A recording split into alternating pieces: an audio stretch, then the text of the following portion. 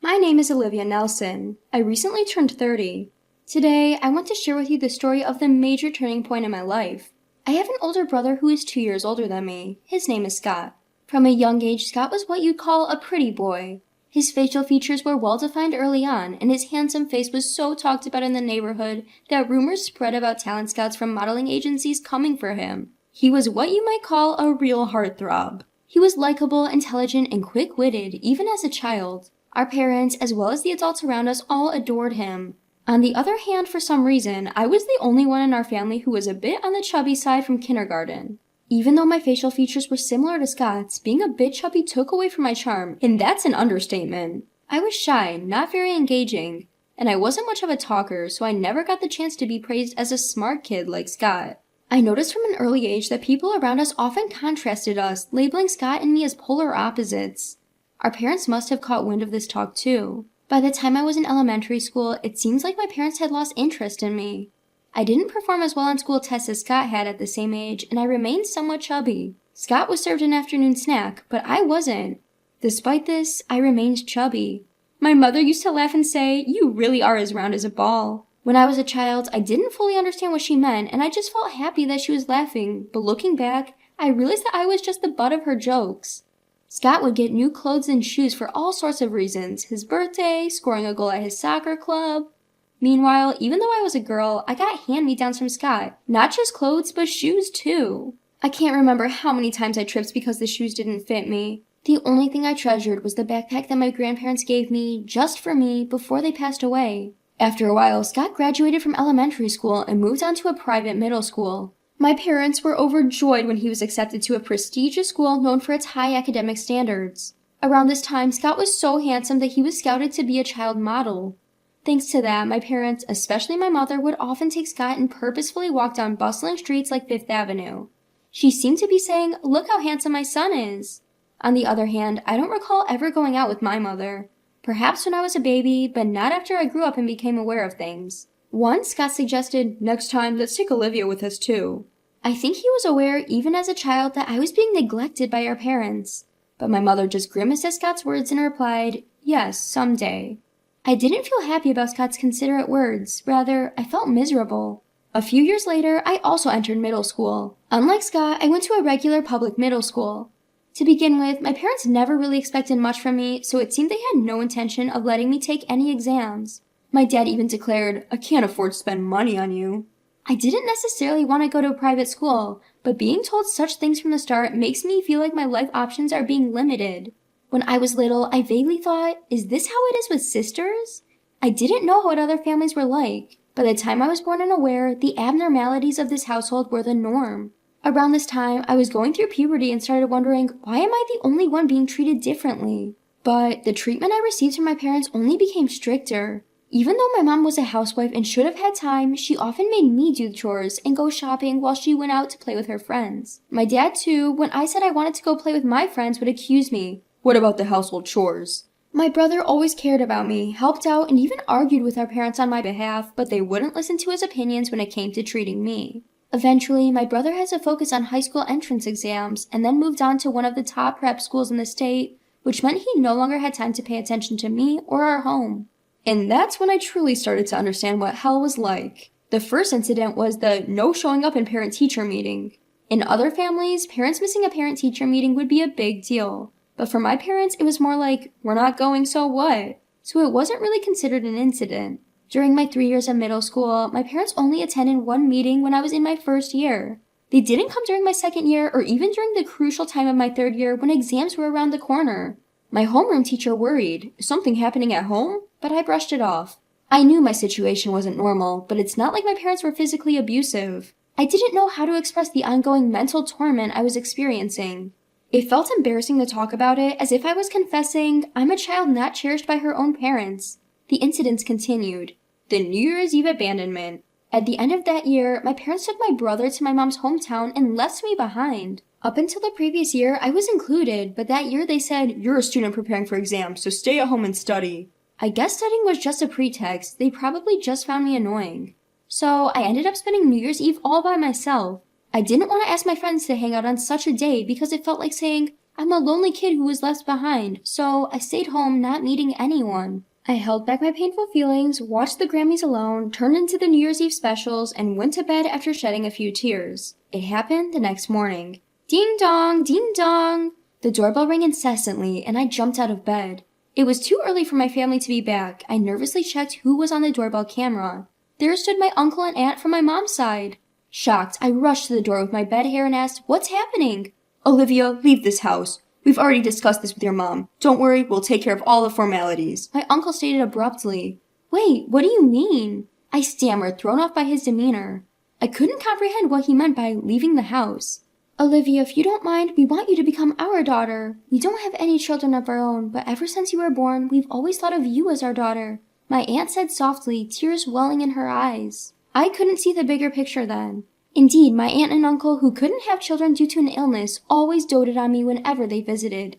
They loved me so much that I knew they had often criticized my parents' treatment towards me. They were the ones who spent time with me, the one left alone while my parents focused on my older brother. My aunt played with me, and my uncle bought me the latest treats and cute clothes. The memories I have with my aunt and uncle far outnumber those of my parents. My uncle, who had just been with my parents, started a conversation like this.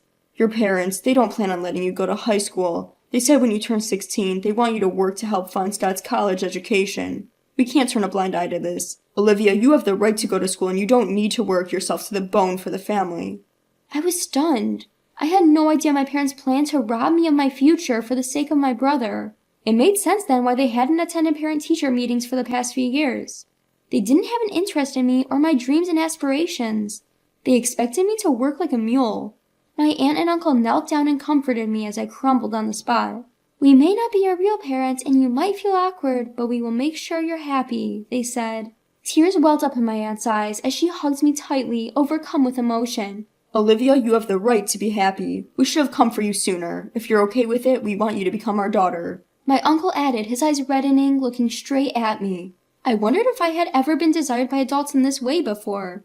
I was only just over 10 years old, but I knew what I had to choose. I decided to become their adopted daughter.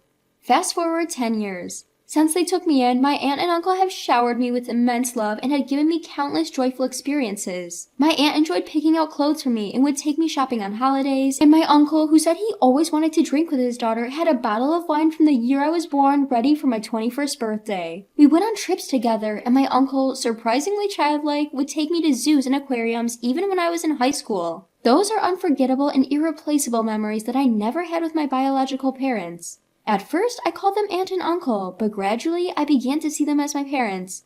Now, I call them mom and dad.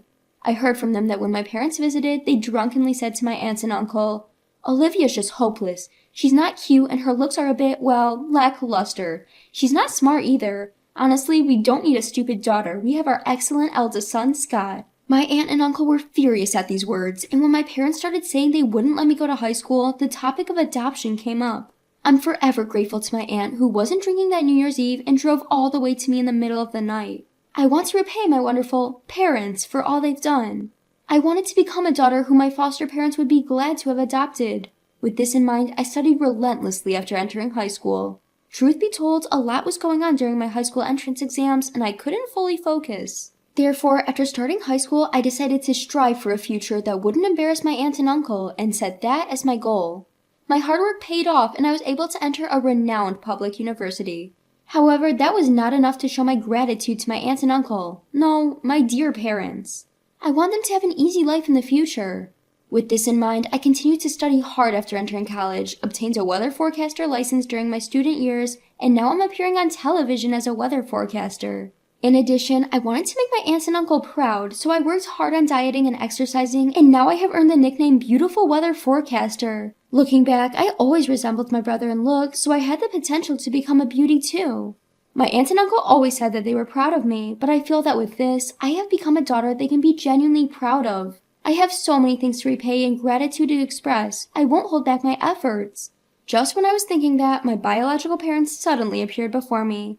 "Olivia, oh, you've grown so much. You've become such a fine young lady." My parents, tears welling up in their eyes, clung to me. I was just about to leave the TV station and get into my car when this happened, and I was unable to catch up with the situation. Honestly, I had not seen them for so long that I did not recognize them at first. We were shocked to see you on TV. Scott said it was Olivia. We never expected you to become such a beautiful woman. And a weather forecaster too? That's incredible. My father, as if to say, just as expected of my daughter, patted me on the shoulder. Really, just as expected of our daughter. We are so proud. They really said it. I couldn't hide the look of disgust on my face and glared at my parents. But my parents continued the conversation without showing any sign of concern. Oh, that's right. Since we've met, why don't we have a meal at the fancy restaurant just ahead? You must be earning a lot as a weather forecaster, right? What is their intention after lying and waiting for me like stalkers? And after suggesting a meal at a fancy restaurant, they asked if I earn a lot. Don't they just look like they're trying to freeload off me? They won't be able to parasite off me. I have to drive them away so they won't want to see me again. As I thought this, a plan popped into my head. Oh, this could work. Mom, Dad, it's nice to see you, but I have another job today so I can't go out to eat. Sorry. Of course I didn't have another job. I do have a plan to give my beloved aunt and uncle a meal at a fancy restaurant as a wedding anniversary gift. Oh, that's too bad. I didn't miss my mother's slight clicking of her tongue. Could you maybe share your contact information? I'm organizing a small party for my birthday soon, and I'm inviting people from the TV station. There will be plenty of delicious food, and it'll be fancy, so I'd love to invite you to. Upon hearing this, my parents' eyes noticeably lit up. Really? Oh, aren't we lucky? So actors will be coming as well? Oh, Dad, of course they'll be there. My parents were visibly excited, their smiles widening. Little did they know, no actors would be present. It was a small gathering, mainly a weather reporter's party. The main guests were people from the newspaper and TV station staff. At best, the most glamorous attendees would be the announcers and some TV personalities. Meeting my parents' expectant eyes, I simply smiled and said, "See you at the party," then left. A month later, as planned, I booked a venue and my birthday party took place. Despite being small, a good number of people gathered because, well, we rented a party venue. My parents arrived, arms waving, calling out, "Olivia!" They acted as if they wanted everyone to know they were my parents. It really gets on my nerves. Dad, Mom, welcome. Could you head to the dressing room right away? They'll help you with everything from your clothes to makeup. The clothes you're wearing are lovely, but they also have rental designer clothes. Enjoy the atmosphere while you're here. At my suggestion, my parents beamed widely. They were so easy to read. They can't hide their joy. Oh my, designer clothes. I hardly ever get the chance to wear them. I wonder if they'll suit me. Haha, Mom, you put on a bit of weight.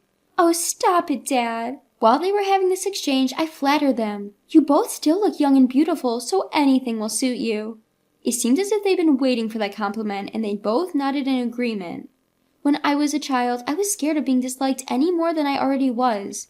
I couldn't see my parents clearly, and I couldn't understand what they were thinking.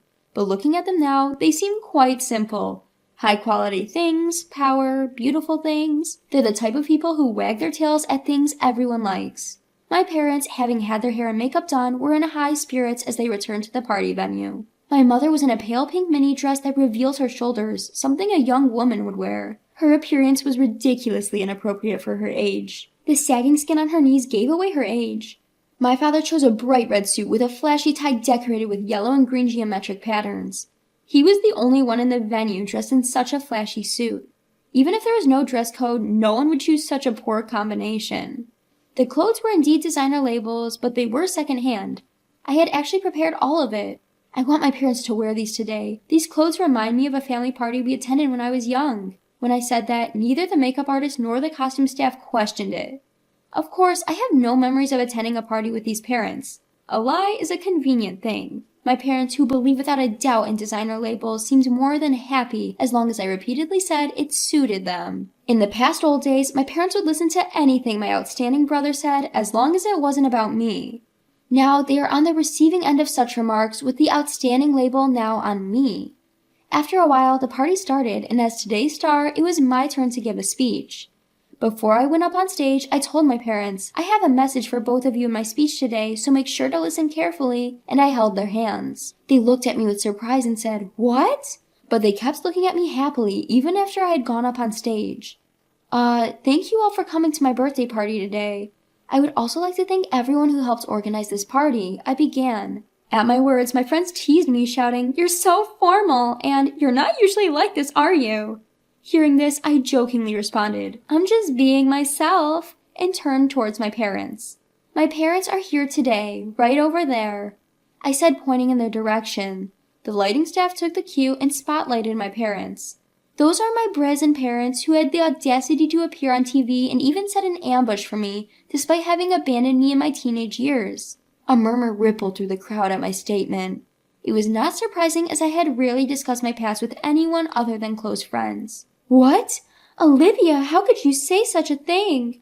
My mother jumped up while my father was left in stunned silence. Since I was about the age when I started kindergarten, those two constantly compared me to my high-performing older brother, Scott, and always favored him over me. I was the one who never got treats, had to wear Scott's hand-me-down clothes. Until I was in grade school, I still loved my parents despite all that. For a child, parents are everything. But during middle school, they started to impose household chores on me and finally declared they wouldn't let me go to high school. They wouldn't even attend parent-teacher conferences. That's when my caring uncle and aunt decided to adopt me. Saying this about myself feels odd, but usually I am quite cheerful. That's because my uncle and aunt have repeatedly told me with love that I am not a bad child. They allowed me to gain confidence and overcome my shyness, turning me into the positive person I am today. Therefore, it seemed my normally cheerful demeanor and my harsh background were a shocking contrast for the audience. There were immediate murmurs of the worst and how could they appear on their daughter's birthday dressed like that? The crowd started to criticize my parents. Unable to withstand the surrounding gaze, my parents hung their heads and trembled. But now, I am grateful to those two. It's because of them that I was able to find my real parents, my uncle and aunt, who showered me with the warmth of the family. At these words, my parents stared at me as if expecting some twist where they would be acknowledged as important parents as well. I merely responded with a quiet, smiling gaze. Mr. Treasure from the Daily Info, are you here? Please make this story and these pictures into an article. Consider it a birthday present for me. As I called out to a friend from the magazine from the stage, he had already started capturing pictures of my parents. Hey, stop it! Stop it! Don't take pictures! My parents frantically tried to hide their faces. Shameless till the very end, I shouted at them. You always made me do things I didn't want to do, even when I begged you to stop. You can't just force others and not expect to be forced yourself. At my reprimand, my mother's eyes welled up with tears. I'm sorry. If you make this into an article, it will also harm your mother and father. You wouldn't want that, would you, Olivia? I was flabbergasted by her audacity. Do you really think I still consider you two as my parents? You barely raised me. You completely abandoned your duties as parents. My real parents are my uncle and aunt. They are the only ones I consider as my mother and father. Don't ever interfere in my life again. Before I knew it, recalling all that happened, my gratitude towards my uncle and aunt, tears began to stream down my face. The attendees, seeing my state, forcefully escorted my parents out of the venue. It's over, this time for real. I have finally severed all ties with those people. As a child, I cut them off to find shelter with my uncle and aunt. But now I have truly distanced them from me, all by myself. Feeling accomplished and grateful to my uncle and aunt, I shed a few more tears for the growth I have achieved. But right now, I feel incredibly refreshed. After that, the magazine editor asked me, "Are you really okay with this?" I responded, "Yes, please proceed." And they ended up writing an article about my upbringing. The story was quite sensational. It was picked up by many TV shows. There were worries about my image taking a hit, but in reality, the narrative became a drama of a corner girl making a dramatic turnaround, a close look at a modern Cinderella. I received mostly favorable press, and the whole thing boosted my reputation instead of hurting it. On the other hand, those two, I know it might be confusing, so let's reluctantly call them parents. After my story was published, they were given the cold shoulder by our neighbors, leading to their decision to move houses. The gossip spread quickly at my father's workplace, and he was pushed to resign. My mother, who had always been a homemaker, was now unemployed as well. My brother Scott informs me that they were getting by on their savings. Yes, even after I was adopted, Scott remained concerned for me and would visit me at my new home with my aunt and uncle. Initially, he had expressed a desire for us to live together again, but soon acknowledged that it was a better decision for me to stay with my adoptive family. He was happy for me, confident that I had made the right choice. He was always there for me, even during my college years, guiding me in my studies. My precious older brother Scott. Upon learning that I had revealed everything to the magazine, Scott decided to sever all ties with our biological parents. He would often joke, "The next time I'll see them is probably at their funeral," but knowing Scott, he probably wouldn't even attend that. 5 years had passed since then. I ended up marrying Mr. Treasure, who was working at the magazine that published my story. We now have children, and I'm a mother of a pair of twins, a boy and a girl. As a mother, I want to make sure my children are treated equally and can grow up in a happy and carefree environment. just like the selfless love that was shown to me by my aunt and uncle. And also like my brother Scott, who has always watched over me even from a distance. I want them to grow up to be kind and gentle to everyone they meet. But I still have other things I need to do besides raising my kids. Yes, that's to repay the kindness of my aunt and uncle. This year, for our wedding anniversary, I surprised them with a trip to Oregon, which we enjoyed together with my husband and children. My aunt and uncle would often tell me, "Olivia, you have your own family now, you don't need to do this." But this act of giving back is also a source of joy for me. It's not out of obligation, but rather because I want to see their happy faces. It's something that gives my life meaning. I jokingly tell them, "Don't take away my pleasure," as I start planning for our next surprise. Maybe a luxurious hotel stay for the entire family would be nice next time. There are still so many things we want to do as a family.